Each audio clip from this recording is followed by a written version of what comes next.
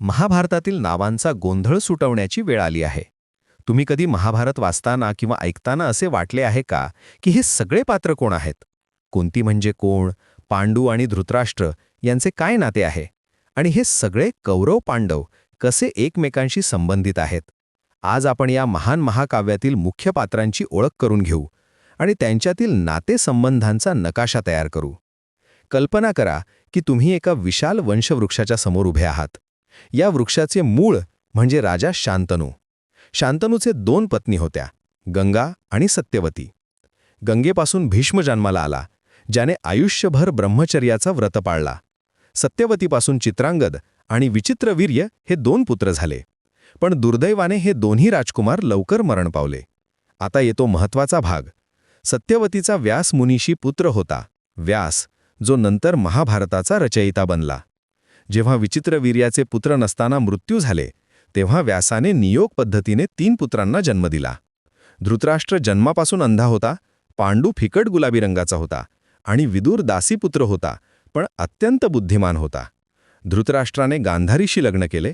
गांधारीने पतीच्या अंधत्वामुळे स्वतःचे डोळे बांधून घेतले आणि आयुष्यभर अंधळी राहिली. त्यांना 100 पुत्र झाले, ज्यांना कौरव म्हणतात. त्यातला सर्वात मोठा दुर्योधन होता. दुसरीकडे पांडूने कुंती आणि माद्रीशी लग्न केले, पण एका शापामुळे पांडू पत्नीशी संबंध ठेवू शकत नव्हता.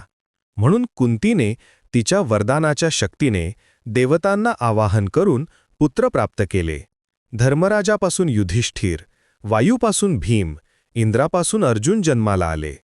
नंतर कुंतीने हा वरदान माद्रीला दिला आणि अश्विनी कुमारांपासून नकुल सहदेव जन्माले. हे 5 भाऊ पांडव म्हणून ओळखले जातात. आता येतो द्रौपदीचा प्रसंग. द्रुपद राजाची मुलगी द्रौपदी, जिचे खरे नाव कृष्णा होते. स्वयंवरात अर्जुनाने तिला जिंकले, पण आईच्या चुकीच्या आज्ञेमुळे द्रौपदीचे 5 पांडवांशी लग्न झाले. द्रौपदीला प्रत्येक पांडवापासून एक पुत्र झाला.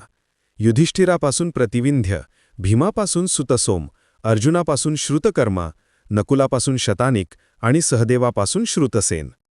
कृष्णाचे स्थान ह्या सगळ्यात वेगळे आहे.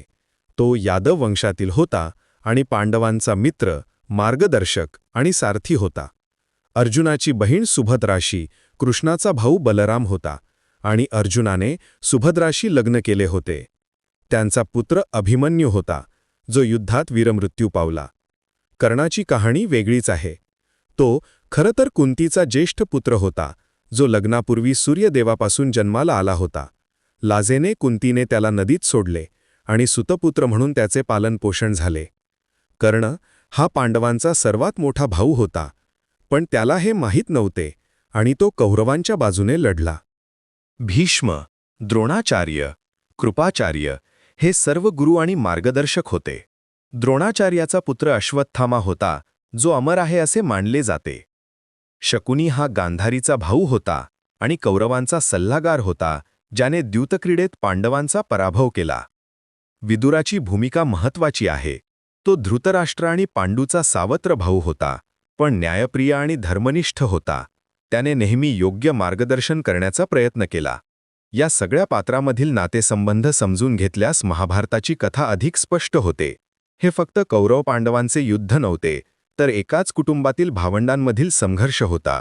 धर्म, अधर्म, न्याय, अन्याय यांचा हा महासंग्राम होता, जिथे प्रत्येक पात्राची आपली भूमिका आणि आपले कर्तव्य होते.